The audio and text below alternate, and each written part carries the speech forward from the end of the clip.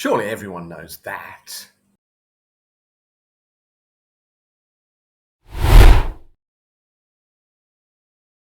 Yesterday, I posted a video looking at the discography of the Beatles to explore the idea of whether music appreciation was somehow based on objective or subjective criteria.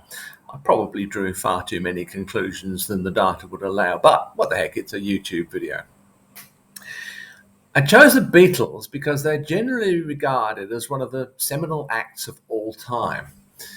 However, I'm conscious of the fact that if my audience here was under about 30 years of age or so, very little of what I said on that previous video would make any sense to them. In recording this, I'm assuming that you know who the Beatles are and have at least a rough idea of their music catalogue. This may not be true even of you. It's much less likely to be true if you're under the age of about 30. People of my generation, currently in their 60s and 70s, tend to assume that the Beatles are somehow eternal. But I hate to tell you, they're not. I was watching a quiz show the other day, and one of the questions was, which of these is the longest Beatles song? And the three options were Please Please Me, Help, and Hey Jude. The person answering this question was, I'd say, probably around their 30s. They clearly had no idea at all what any of these songs were. Their answer was, Please Please Me. Those of us in the know will probably laugh at this, but I certainly did. I was watching a young guy on YouTube the other day, probably in his mid-20s or 30 years old. He was reacting to Imagine by John Lennon, listening to it for the first time.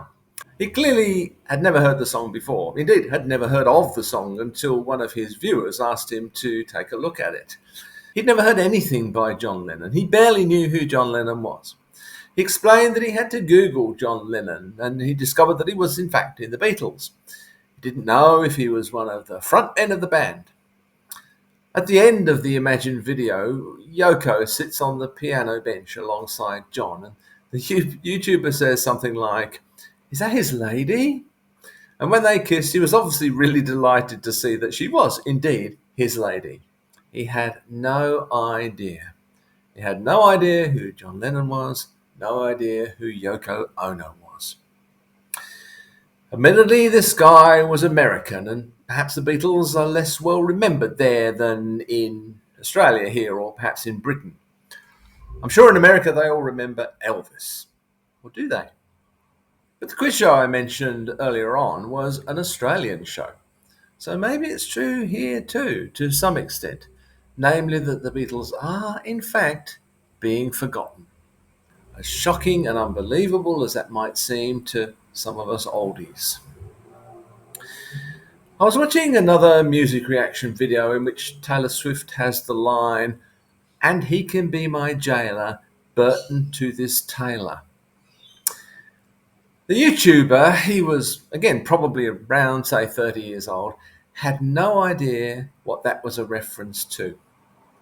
He Googled it and he found a 2013 TV movie called Burton and Taylor, and he figured that the song was probably a reference to that in some way, and had something to do with that movie.